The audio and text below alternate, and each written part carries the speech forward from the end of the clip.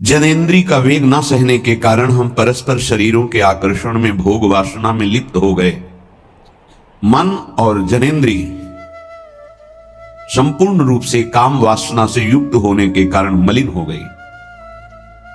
ये देह पिंड चाहे पुरुष शरीर हो चाहे स्त्री शरीर हो, कोई खास बात नहीं इसमें खास बात है भगवान की प्राप्ति कर लेना। खास बात है तुम्हारा चिंतन दिव्य हो जाना। खास बात है इस शरीर से सबकी सेवा बन जाए।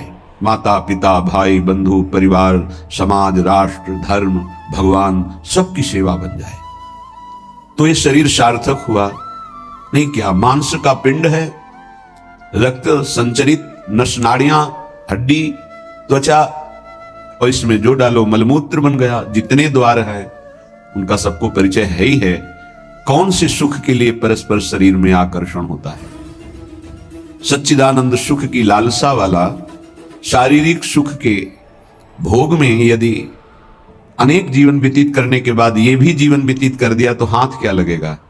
इतना जीवन व्यतीत कर दिया, क्या हाथ लगा? बहुत विवेक विचार की जरूरत है। धर्मयुक्त काम भगवान ने अपना स्वरूप बताया है सृष्टि संचालन के लिए। यदि विवाह पाणि ग्रहण संस्कार करके संतानोत्पत्ति के लिए विधान किया गया है तो वो धर्मयुक्त काम है। व्यभिचार वहां भी नहीं, धर्मयुक्त काम। अन्यथा धर्म विरुद्ध यदि काम का सेवन किया जाए तो घोर पापाचरण बनने लगता है और मलिनता पे मलिनता होती चली जाती है।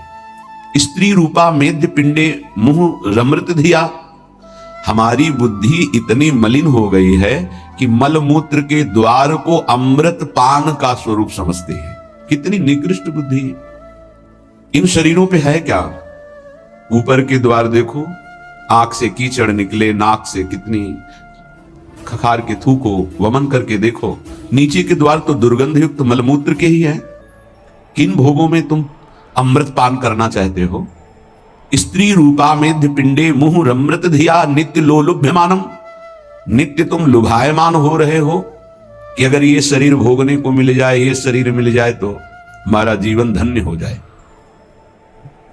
नित्य लोलुभ्यमानम है क्या? थोड़ा विवेक से विचार करके देखो। धर्मयुक्त संतानोत्पत्ति के लिए भगवान ने आदेश किया है। मनमुखी चाल चल करके मनोरंजन करने के लिए ये नहीं बना हुआ है। फंसते चले जाओगे। अमृत की लालसा से मृत होते चले जाओगे। तुम्हारे विचार मृत, तुम्हारे आचरण मृत, तुम्हारा शरीर मृत, तुम्हारी चेष्टा मृत। क्योंकि मृत लोक में, इसका नाम मृत्यु लोक है और खोज रहे हो अमृत। चक्षुर्न क्षुद्र जीवैरपि विहितो। ये नेत्र मिथ्या रूप में लुभायमान हो रहे हैं। चमड़ी ऊपर से गोरी पीली जैसी भी, उसी में हम आसक्त हो रहे हैं। इतने आसक्त हो रहे हैं। परसों एक नौयुवक भाई प्रश्न एकांतिक में कह रहे, जिया नहीं जा रहा, हमको हमारी मित्र ने धोखा दे दिया और हालत भी ऐसी थी कि करुणा लग रही थी कि कृपा करें प्रभु और इनकी बुद्धि को इस दलदल से निकालें। वो जीवन से हारा हुआ व्यक्ति बैठा हुआ है केवल एक बात में कि उसको उसके किसी मित्र ने, मतलब स्त्री शरीर ने उसको धोखा देके दूसरे से ब्याह कर लिया। धोखा देके मतलब मन की गति है, इसमें धोखा और सही का क्षेत्र नहीं है। ये तो विचरण करता रहता है, आज ये आज ये आज ये। इसका कोई बिरला इसकी इस गति को रोक दे, वही साधना परायण साधक कहा जाता है। पर ऐसा नहीं होता है। जहां तुमसे बढ़कर कोई मिला तो वहां दृष्टि उसकी जम जाएगी, तुम्हें छोड़ देगा। संसार का खेल यही है। तुम्हारा प्यार अगर सही ठिकाने पे पहुंच जाए तो सार्थक हो जाए। वो प्यार मूर्ति प्रेम की खिलौना दो खेलत है प्रेम खेल प्रियालाल, इनसे प्रेम हो जाए तो निहाल हो जाओगे। पर इनसे प्रेम करने के लिए कठिनता है। पहले सर्वत्र से राग हटावे तो इनसे प्रेम होता है, अन्यथा नहीं।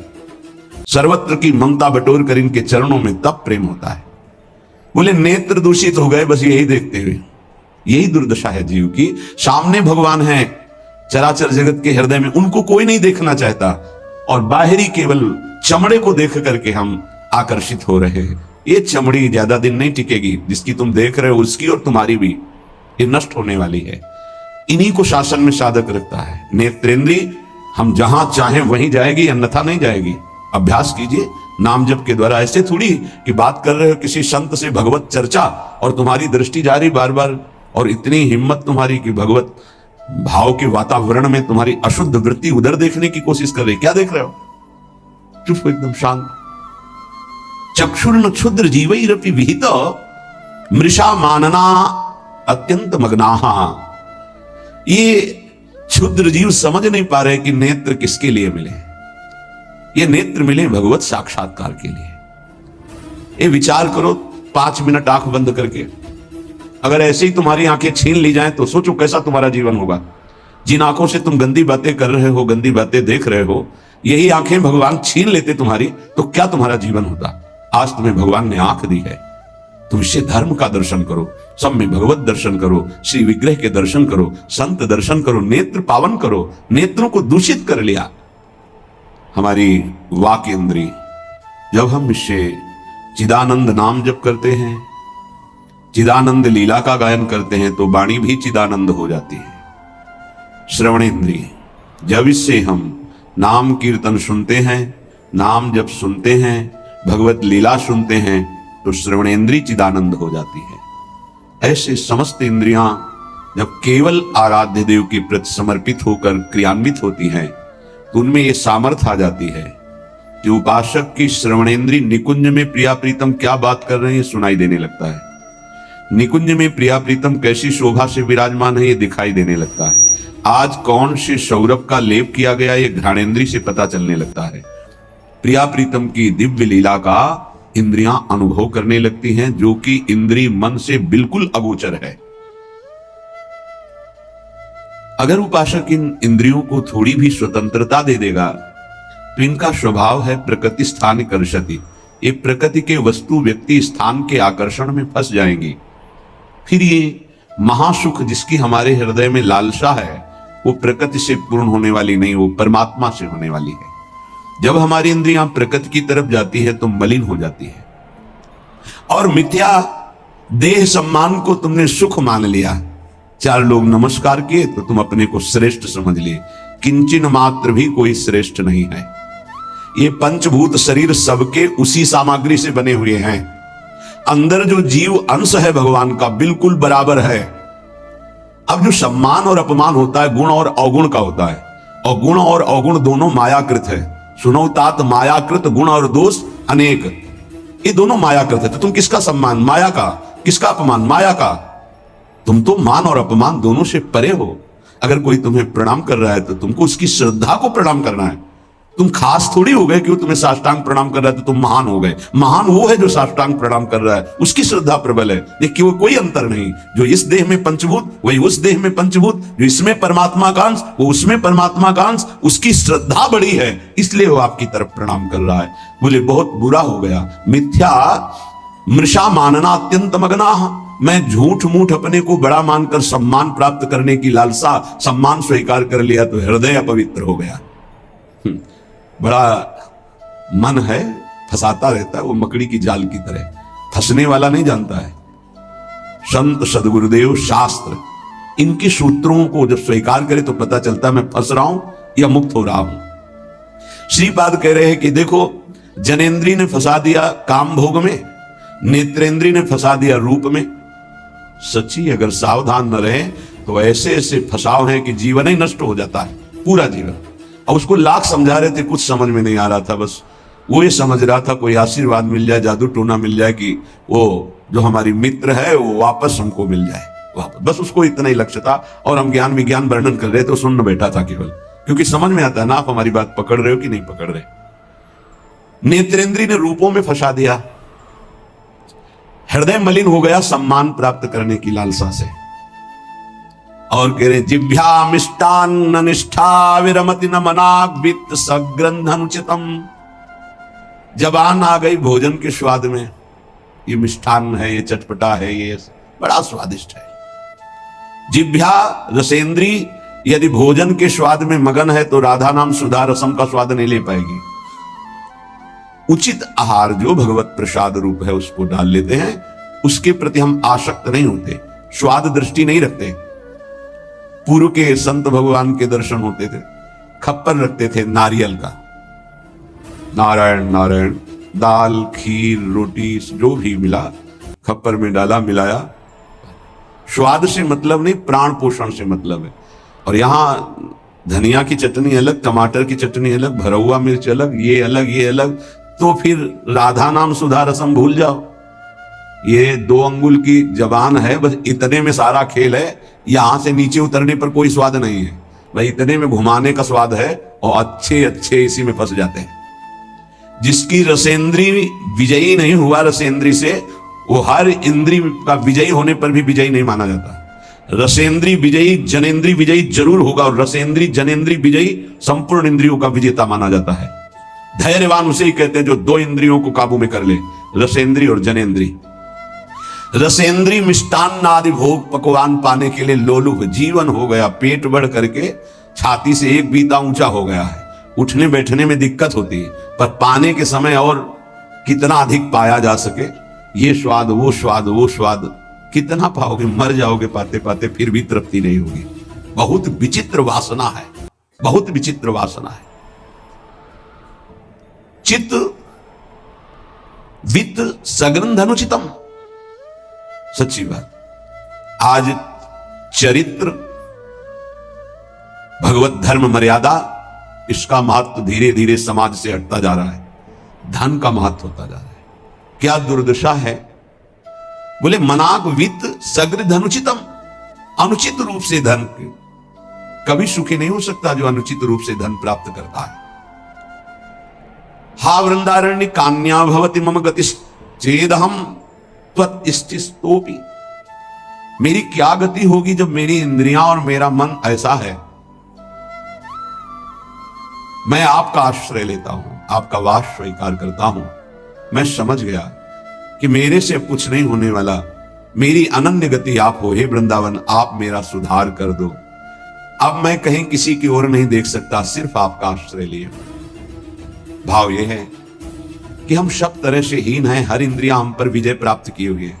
उल्टा इंद्रियों पर हमें विजय प्राप्त करना चाहिए, इंद्रियां हम पर विजयी हो गई हैं, अब हम कैसे मुक्त हो। तो बोले धाम का आश्रय ले लो, बड़ा महत्व है। धाम कृपा करके आपको सत्संग प्रदान करेगा। यदि आप सत्संग के अनुसार सुलझ के चल पावे तो क्या होता है, जन्म जन्मांतर से मलिन बुद्धि होती है और बहुत भागती है बुद्धि।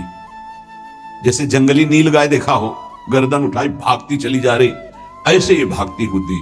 अगर इसको कोई रोक सकता है तो गांव में एक लंगड़ बांधा जाता था। लंगड़ समझते, 2 टांगों के बीच में एक मोटा सा लकड़ी का, अब वो भाग नहीं पाएगी ऐसे। गुरु कृपा, गुरु आदेश, गुरु शासन, ये बुद्धि के ऊपर लंगड़ का काम करता है। तुम्हें पता ही नहीं गुरु के हृदय में अनंत माताओं जैसा प्यार होता है। जैसे भगवान गाली देने वाले को भी परम पद देते हैं, उन्हीं के दास हैं वो। किसी का अमंगल संत के द्वारा, गुरुदेव के द्वारा नहीं। आपका विचार, आपकी सोच आपको अमंगल के रास्ते पे खड़ा करके और ऐसा धक्का देगी कि शायद है फिर बचा पाने की स्थिति न रह जाए। सगर के जो पुत्र 60,000 थे, भगवान कपिल देव जी का अपराध कर दिया, आश्रम को विध्वंस करने लगे। घोड़ा वहीं बंधा हुआ था, किसी ने बांध दिया था, उनको पता भी नहीं था। उनको लगा कि इन्होंने ही ऐसा किया होगा, हमारा विश्व विजेता घोड़ा इन्होंने पकड़ लिया। बड़ा उपद्रव किया। कपिल भगवान ने कोई शाप नहीं दिया, उनकी तपोशक्ति ने उनको नष्ट कर दिया, भस्म कर दिया। जिनके उद्धार के लिए उन्हीं के वंशजों में क्रमशः आराधनाएं हुई, पर सिद्ध कर पाए भगीरथ जी और भगवती गंगा को लाए और अपने पुरखों का उद्धार किया। जो थोड़ा भी अपनी बुद्धि को तुम भगवत मार्ग से विमुख करोगे, वो आपको फंसाने के सिवा और कोई मार्ग नहीं बता सकती। यहां समिटना है, अपने अस्तित्व को मिटा देना है, प्रभु के चरणों में पूर्ण आश्रित हो जाना है और जीवन मुक्त हो जाना है। ये रास्ता है। यदि हम भगवत मार्ग के पथिक होकर के थोड़ा भी अपने मन के अनुसार चलेंगे तो मार्ग बदल जाएगा। गुरु आज्ञा तज करहि जिबान, यह है अधर्म यह है सब हानि, कान न रसिकन मेरा है। पर जैसे जंगली नील गाय होती ना, उसको ऊपर कोई शासन बर्दाश्त नहीं। वो जब दलदल में फंसती है तब उसकी चाल रुकती है, अन्यथा नहीं। तो माया प्रपंच का दलदल जब ऐसी बुद्धि वालों को रोकता है, तब उनको याद आता है कि क्या मैं कहीं गलत मार्ग पर चल पड़ा क्या। पर जब तक फंसता नहीं तब तक उसे पता ले जाता। माया ऐसी बचाव पक्ष से उसको ले जाती कि इतनी दूर पहले ले जाऊं कि लौट ही ना सके, तब बात बनेगी। श्रीपाद कह रहे हैं कि सब इंद्रियों ने, मन ने हमको अपने अधीन कर लिया। अब तो हे वृंदावन आपका सहारा है, बनाया हुआ सिद्धांत है। रही मन देखी बड़न को, लघु न दीजिए डारी, जहां काम आवे सुई, कहा करे तरवारी। और सिद्धांत उन्हीं का बनाया हुआ है। अगर गुरु चरणों में लघुता आ गई तो विश्व ब्रह्मांड में महत्ता स्पर्श ही नहीं कर सकती तुम्हारा। ये हमारी बुद्धि, ये हमारा मन ऐसा सोचता है कि शॉर्टकट से चले धनी बन जाए, शॉर्टकट से चले परम पद मिल जाए, शॉर्टकट से चले बहुत उत्तम सम्माननीय बन जाए। है बहुत शॉर्टकट है। सर्वस्व त्याग और एकमात्र प्रभु का आश्रय। अभी जो चाहो बन जाओगे, पर सर्वस्व त्याग। आज तक जितने भी महापुरुष हुए हैं सर्वस्व त्याग से। सर्वस्व त्याग का स्वरूप किसी के नामे कर देना सब प्रॉपर्टी नहीं, अपना अस्तित्व मिटा देना। अम्बरीश जी चक्रवर्ती सम्राट हैं पर अपना अस्तित्व तो नहीं है, तो क्या हुआ? सुदर्शन चक्र उनकी रक्षा में है और भगवान दुर्वासा जी को द्विज कहते हैं और अम्बरीश जी को भक्त कहते हैं। अहम भक्त पराधीनो अस्वतंत्र युद्धि। तो मैंने वृंदावन का आश्रय लिया, अब वृंदावन संभालेगा। तो वृंदावन किस रूप में संभालता है? संत रसिक सदगुरुदेव के रूप में संभालता है।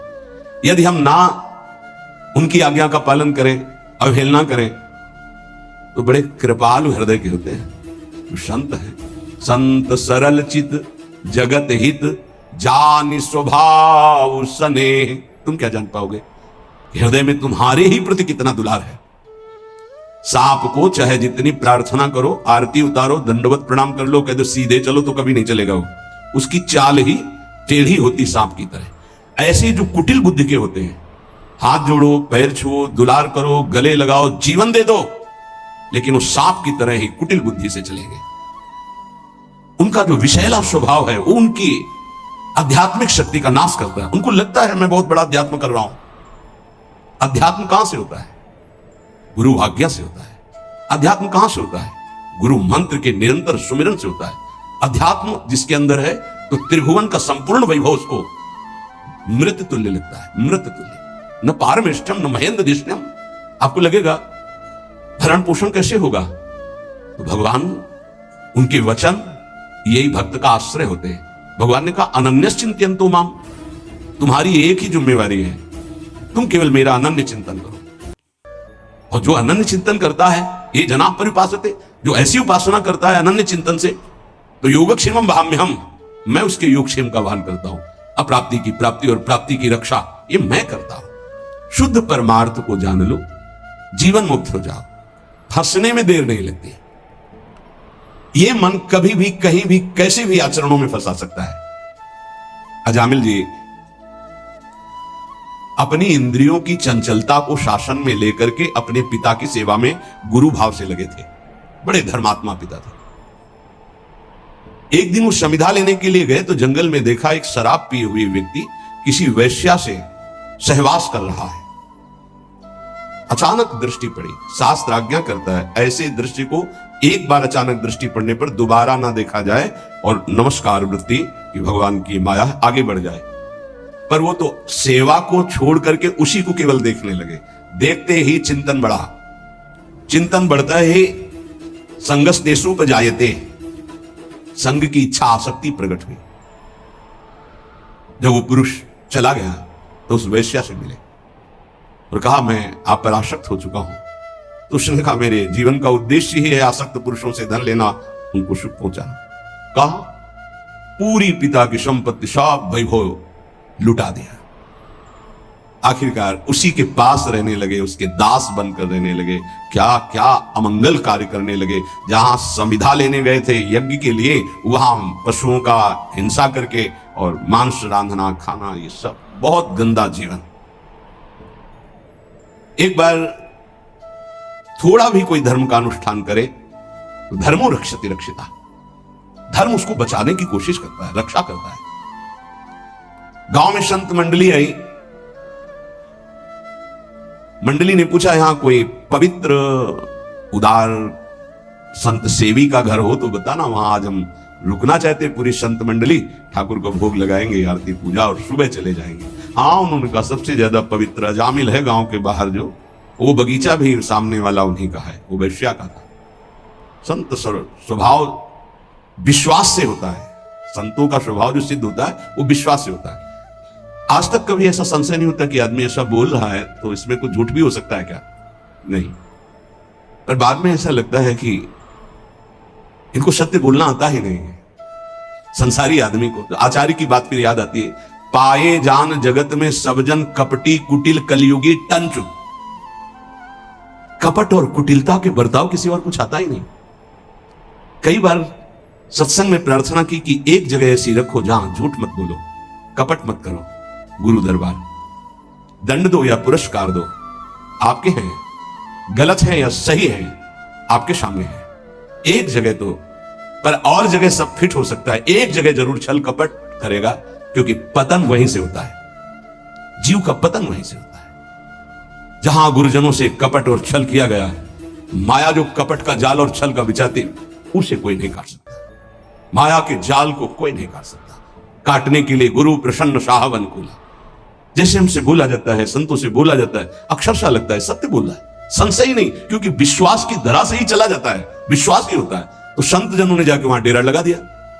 ठाकुर जी विराजमान की आरती पूजा शुरू, इतने में देखा एक मलिन वस्त्र पहने और एक हिरन कांधे पे टांगे अस्त्र ली हुई अजामिल ने जीव ही संतों को देखा तो संत दृश्य जी में पातक टरे, हृदय एकदम आर्त भाव से रो पड़ा और याद आई वो बात कि जब मैं जवान था तो कैसे धर्म का अनुष्ठान करता था, कैसे मैं पिता की आज्ञा से भगवत आराधना में, हाय मेरा जीवन किस तरह नष्ट हो गया। नजदीक गया, साष्टांग दंडवत, देखते ही संतों ने समझ लिया। उन्होंने कहा भाई ये बगीचा आपका है, बोल भी नहीं पा रहे, बस इशारा किया। हाँ बोले, बताया गया था कि गांव के बाहर एक ब्राह्मण है, बड़े पवित्र हैं, तो आपका ही नाम अजामिल है। बोले प्रभु ये तो आपके साथ उपहास किया गया है, मैं पवित्र नहीं, बहुत नीच पापी हूं। ऐसा धर्म का त्याग करके पापाचरण में वैश्या के मल जैसे अन्न से उदर पोषण करता हूं, ये देख रहे हो आप इंसान, मेरे जैसा पातकी भ्रष्ट कोई नहीं होगा, ये तो आपके साथ उपहास किया गया। उनका भाई अब रात्रि में तो ठाकुर जी नहीं हटाएंगे, यही विराजमान करेंगे, पर आपका कुछ पाएंगे भी नहीं। तो चरणों में लौट गया, महाराज क्या अब भी मेरा उद्धार हो सकता है? कहा आखिरी श्वास तक जीव को भगवत प्राप्ति का अवसर दिया जाता है। एक उपाय है, मैं देख रहा हूं तुम्हारे द्वारा वैश्या से कभी पुत्र होगा, तुम उसका नाम नारायण रख देना। बस अब आप यहां से जाएं, हमारी ठाकुर सेवा है, हम सब संत अपने नाम कीर्तन पाठ और ध्यान आदि, आप जाएं, आपका मंगल होगा। समय आने पर बालक हुआ, वो उससे अत्यंत आसक्ति हो गई, जरा सी इंद्रियों की छूट दी तो एक संयमी ब्रह्मचारी नियमनिष्ठ ऐसे भ्रष्ट आचरणों में फंस गया। पिता ने फिर ब्याह भी करवाया था, पर दृष्टि जहां फंस गई फंस गई। कुसंग हुआ तो जीवन बर्बाद हो गया, और सत्संग हुआ तो देखो कैसे परम पद मिलता है। अब तो उसी छोटे पुत्र को गोद में लेके घूमना, उसी से प्यार, उसी से दुलार। उसको क्या पता कि एक भयावह समय होता है जिसका नाम मृत्यु है, वो कभी भी किसी पर आक्रमण कर सकती है। जब यहां से जाओगे ना तो कुछ भी तुम्हारे साथ नहीं, तुम्हारा किया हुआ धर्म और अधर्म ये दोनों तुम्हारे साथ जाएंगे, जिसे शुभ और अशुभ कर्म कहते हैं। अचानक उसको दिखाई दिया दो भयंकर यमदूत, कांपने लगा। यमदूतों की दृष्टि मात्र से उसके मलमूत्र छूट गए, इतने भयानक। और उसकी आसक्ति अपने पुत्र पे थी, तो ऐसा लगा कि मैं आखिरी में एक बार अपने पुत्र को बुला के देख लूं। बुलाया, नारायण, बस मंगल हो गया। देखो, संत संग अपवर्ग कर, कामी भव कर पंथ। संत का संग सीधे मोक्ष प्रदान करने वाला होता है। नारायण, एक बार जी ही पुकारा नारायण, ऋणा पे जबान पहुंची कि दो दिव्य पार्षद भगवान के चतुर्भुज नारायण स्वरूप श्यामल कांति है, यमराज के दूतों को डांटा और फांसी काट दी। अब तुम इस जीव को स्पर्श भी करने का अधिकार खो चुके हो। बड़ा सुंदर प्रसंग है, अगर इसे बार बार हम सुने और इसे हृदय में बैठा ले तो जीवन मुक्त होने के लिए पर्याप्त साधन है। नाम महामंगल मूद में अजामिल जी की चेतना लुप्त होने वाली थी, फांसी पड़ चुकी थी यमदूतों की।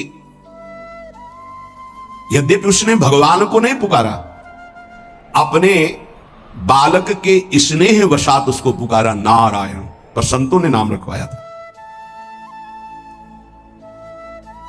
88 वर्ष की आयु तक पाप ही पाप होते रहे उसके।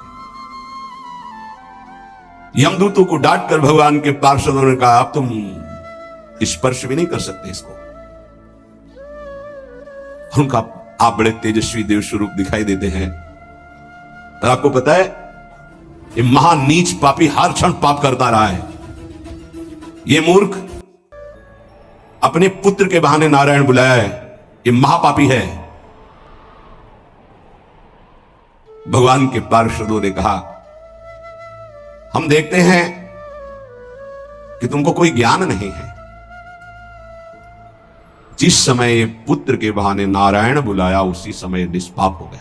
पलटू सदगुरु शब्द का तनिक न करे विचार, तो नाव मिली केवट नहीं कैसे उतरे पार। मत करो ऐसा कोई कर्म जिससे तू फंस जाए। धोबिया फिर मर जाएगा, चादर लीजिए धोए। ये बहुत सुंदर मानव देह मिला है, बहुत गंदगी में इसको डुबो रहे हो, मन माने आचरण कर रहे हो, बहुत भोगना पड़ेगा।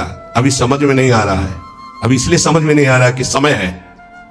चाहे जो बोलो, चाहे पाप कर्म बोलो, चाहे पुण्य कर्म, कोई बोलने वाला नहीं तुम्हें। लेकिन जब फसल काटोगे तब पता चलेगा तुमने बोया क्या था। माना कि अब फसल में बहुत बढ़िया आम और अंगूर की बेल लगा दी, लेकिन पीछे बमूल बोए हो तो आम खाने को अभी नहीं मिलेंगे। ये आगे की फसल है, अभी काटो पीछे की फसल। इसीलिए बड़े बड़े साधकों को, संतों को देखा जाता है शारीरिक दंड भोगते हुए, क्योंकि वो पिछली फसल है। तो तुम कैसे बच जाओगे? तुम दान पुण्य करके बच जाओगे? नहीं, इसलिए अभी समय है, अभी समय है।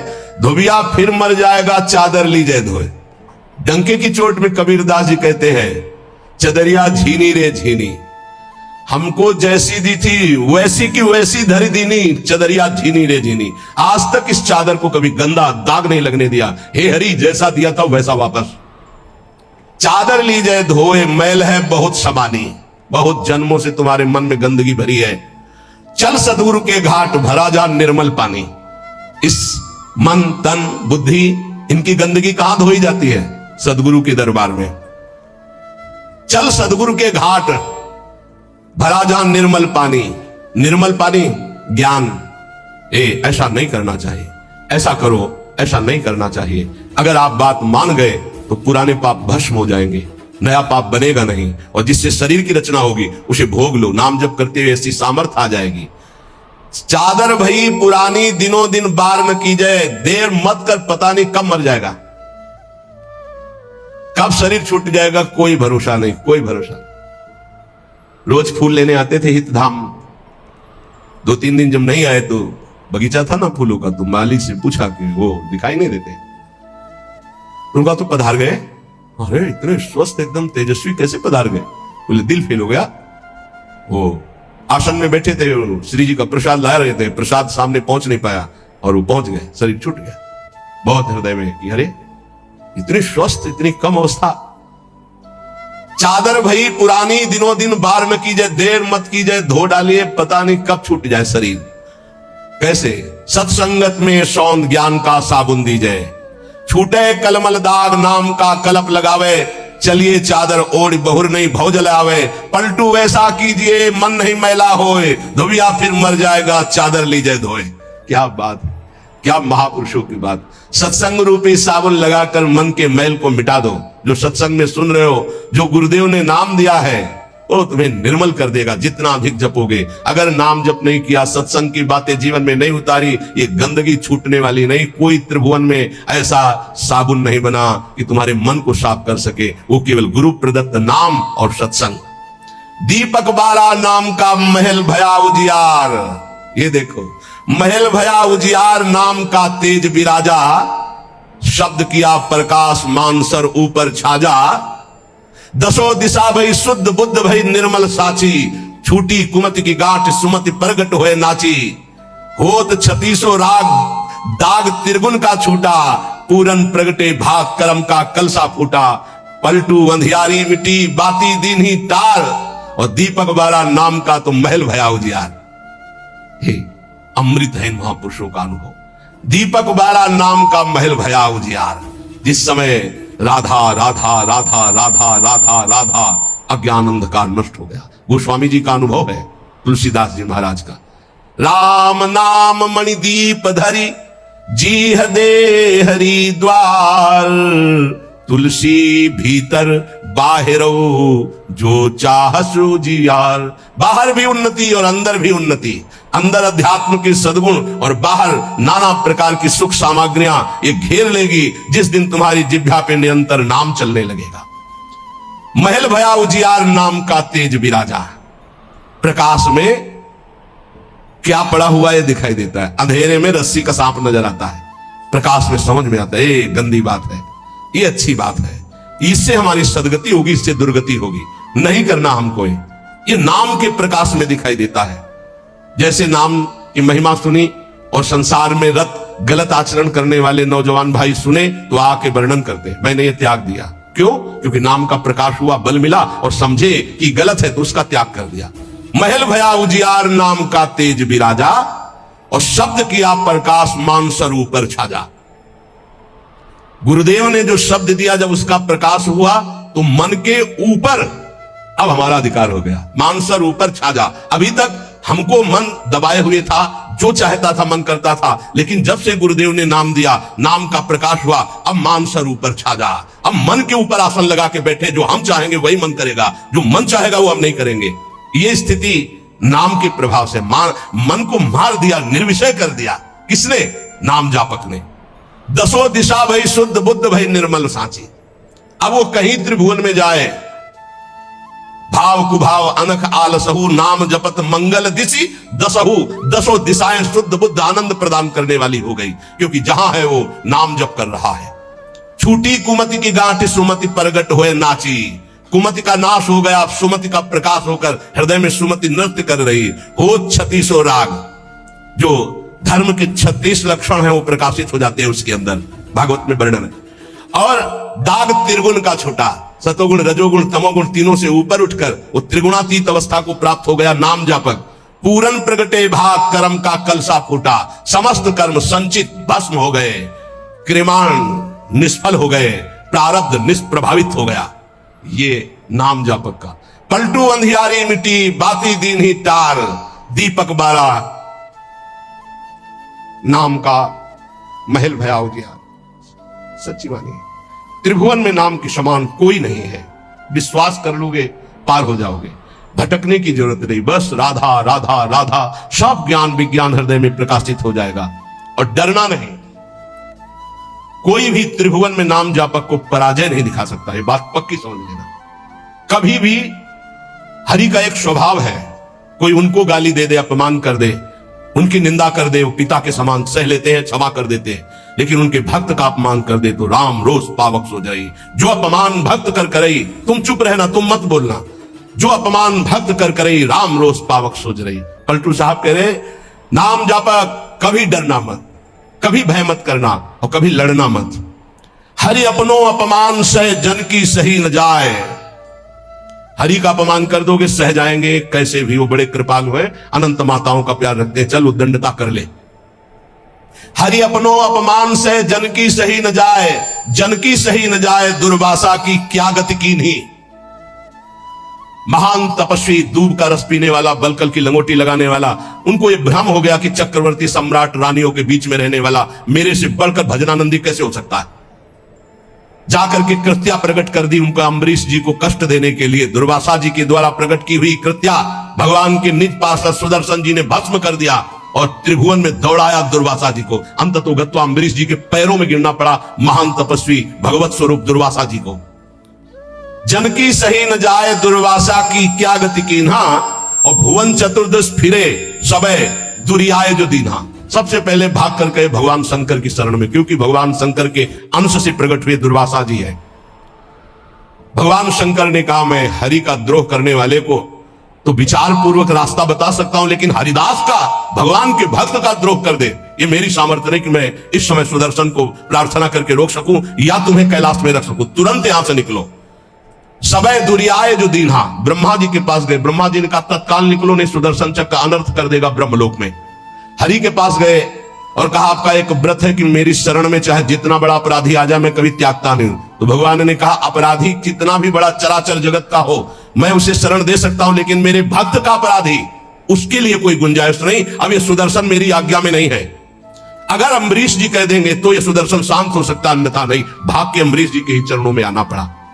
पाही पाही करी परे जबे हरि चरण न जाई, तब हरि दीनी जवाब मोर बस नाही गुसाई।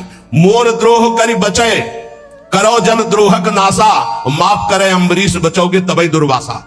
मेरा अपराध कर दे तो मैं क्षमा कर सकता हूं, भक्त का अपराध कर दे तो नहीं। इसलिए जाओ, अगर अम्बरीश जी क्षमा करें तो क्षमा हो सकती है। तो पलटू द्रोही संत कर तिनय सुदर्शन खाए, हरि अपनो अपमान से जन की सही न जाए। इसलिए निर्भय निश्चिंत होकर के निरंतर नाम जप करो। श्रीपाद प्रबोधानंद जी कह रहे मत करो ऐसा कोई कर्म मत कर जिससे तेरी दुर्गति हो जाए। नावद ऐसी कोई बात मत बोल जिससे तेरे को अपराध लग जाए। ये वाणी है अमोल, बहुत विचार पूर्वक बोलना चाहिए। विस्मराशेष दृश्यम, भगवत प्राप्ति का स्वरूप है कि संसार और शरीर की याद न रह जाए। क्या कर स्मर मिथुन महस्तक गौर नीलम स्मरार्थम, जिनका स्मरण करना परम मंगलमय है ऐसे श्यामा श्याम गौर श्याम जोड़ी का स्मरण कर। संसार के संपूर्ण भोगों का विस्मरण हो जाए। कुछ मत बोल अपराध करने वाली बात, कुछ मत कर अपराध करने वाली क्रियाएं। सदैव गौर श्याम प्रिया प्रीतम का स्मरण कर। बहुजन समवायात दूर मुद विजयाही, बहुत लोगों से मिलना छोड़ दे। साधक को जिसको भगवत प्राप्ति करनी हो ये प्रपंच कभी ना पाले, ये प्रचार प्रसार के चक्कर में ना पड़े, प्रवचन के चक्कर में ना पड़े। हमारी प्रार्थना मान लेना, भगत के चक्कर में ना पड़े, पहले भगवान के चक्कर में पड़े। पहले भगवान के चक्कर में पड़कर माया चक्कर से मुक्त हो, फिर भगवान जो करवावे उनकी इच्छा की बात है। उपासक बिल्कुल सावधान रहे, तब तक मौन का आश्रय ले जब तक भगवत प्राप्ति न हो जाए। किसी के पास बैठने की बिल्कुल जरूरत नहीं है। चार उपासक बैठकर परस्पर बोधयंतः भगवत चर्चा कर लो, वो बात ठीक है, लेकिन दूसरे को उपदेश देने की गलती मत करना, नहीं तो फंस जाओगे। उपदेश देने की सामर्थ्य गुरुदेव जब आज्ञा करते हैं और वो भगवत प्राप्त हो जाता है तब, अन्यथा नहीं। अन्यथा तो जो तुम उपदेश करोगे वही तुम्हारे में प्रश्न आ जाएगा, फेल हो जाओगे। बहुजन समवायाद दूर मुदविजयाही, बहुत लोगों से मिलना जुलना उनको उपदेश करना बंद कर दे साधक। भगवत प्राप्ति करने के लिए पहले मौन का आश्रय लेकर अपने को बिल्कुल किसी काम का साबित ना होने दे। बिल्कुल अक्षर अक्षर समझ लो। अपने को महान साबित मत करो, महान होते हुए भी अपने को अगला पगला साबित करो। चोरी चोरी चुपचाप निकल जाओ, कोई जान न पावे तुम्हारे पास भजन रूपी धन है, और भगवान को प्राप्त कर लो। फिर वो जब प्रकाशित करेंगे फिर कोई तुम्हें परास्त नहीं कर सकता। बिस्तरे सब जग विमल कीरति, साधु संगति ना टरे। दूर मुद विचिय, दूर रहो इस समाज से। ये महापुरुषों के आदेश है, इनको समझो। दूर रहो। क्यों कह रहे हैं? क्योंकि अभी राग मिटा नहीं, आसक्ति मिटी नहीं, फिसल जाओगे, वहीं पहुंच जाओगे। जो छोड़ने के लिए निकले थे उसी में रम जाओगे। अपने चित्त को चित्तचोर प्रभु के चरणों में निरंतर चिंतन में लगाने के लिए बहुजन समवायाद दूर मुदविजयाही, बहुत समाज से मिलना जुलना उपदेश करना ये सब बंद कर दे साधक। अपने चित्त को प्रभु में लगाए और अपने को प्रकाशित ना होने दे। भगवत ऋषि जी ने भी कहा है मौन रहे, जब बोले तो हृदय की ग्रंथि खोले, इतनी सामर्थ्य हो। हृदय का परिवर्तन कर दे, जिसके सामने बोले उसका जीवन परिवर्तित हो जाए। ये सिद्धों में होता है, क्योंकि वो उसी में रमण करते हैं। इसलिए हे प्रिय प्रिय निवसतु दिव्य श्रील वृंदावनांतः, अपराकृत चिदानंद में वृंदावन में प्रवेश पाने के लिए प्रगट वृंदावन का आश्रय ले लो। यहां आते जाते रहो या यहां वास करो, सत्संग सुनो और उसे अपने जीवन में उतारो। जब उपासक इस तरह की रहने में रहता है तो उसकी दशा क्या होती है? श्रीपाद वर्णन करते हैं, कहते कर निहित कपोलो नित्य मस्त्रोणि मुंचन, परिहत जन संगो रोचमानानुयान, प्रतिपद बहुलार्त्या राधिका कृष्ण दासे, वसति परम धन्य कोपि वृंदावनेस्मिन्। कोई बिरला ऐसा कैसा? प्रथम से संगम त्यक्त्वा, सब संग का त्यागी, साधु संग का अनुरागी, माताओं बहनों की तरफ या प्रतिकूल शरीरों की तरफ काम भोग रूपी पिशाच से बिल्कुल दूर, जैसे भी भगवान हमारी देह का निर्वाह करें उसमें राजी, प्रीति पूर्वक प्रभु का निरंतर नाम जप करते हुए, कोई ऐसा कार्य नहीं जो फंसा दे, कोई ऐसी वाणी नहीं जिससे अपराध बन जाए। रात दिन श्यामा श्याम गौर श्याम जोरी का सुमिरन हो रहा है और समस्त व्यवहार से शून्य, बहुजन समवायात दूर मुद विज्य, किसी से किसी भी तरह का कोई संपर्क नहीं। ध्यान से सुनिए, किसी से किसी भी तरह का कोई संपर्क नहीं। और श्री जी की हेतु की कृपा से आप लोगों का ऐसा ही जीवन है, किसी से संपर्क आपका नहीं। अब उसकी दशा क्या होगी जब रात दिन श्यामा श्याम का सुमिरन, संसार का कोई चिंतन नहीं। बोले कर निहित कपोलो नित्य मश्रू निमुंचन, प्रिया प्रीतम की याद में रो रहा है। परिहृत जन संगो रोच्यमाना अनुयाना, उसको अब किसी का संग अच्छा नहीं लगता है। बस श्री जी की सेवा, श्री जी का चिंतन, श्री जी के नाम रूप में डूबा हुआ उपासक प्रतिक्षण व्याकुलता पूर्वक श्री श्यामा श्याम को पुकारता रहता है और प्रतिपद बहुलार्त्या राधिका कृष्ण दास से रात दिन श्री जी की सेवा में मगन रहता है। प्रातः से लेकर शयन तक, शयन से लेकर प्रातः तक जो अष्टयाम सेवा अपने यहां श्री जी की चल रही, आठों पहर प्रतिक्षण श्री जी की दास्यता में, सेवा में। प्रतिपद बहुलार्त्या राधिका कृष्ण दास, ये बहुत बड़ा सौभाग्य है जो आप अपने घरों में ठाकुर जी विराजमान करके, श्री जी विराजमान करके, नाम सेवा विराजमान करके सेवा करते हैं। वो साक्षात सेवा श्री जी की है, ऐसा मत मानो वो साधन है, वो सिद्ध वस्तु है। पर आगे चलकर आपको पता चल जाएगा। जो इस तरह से अपने जीवन को प्रभु में लगाता है वो महान दुर्लभ वृंदावन नित्य विहार रस के प्रेम को प्राप्त कर लेता है।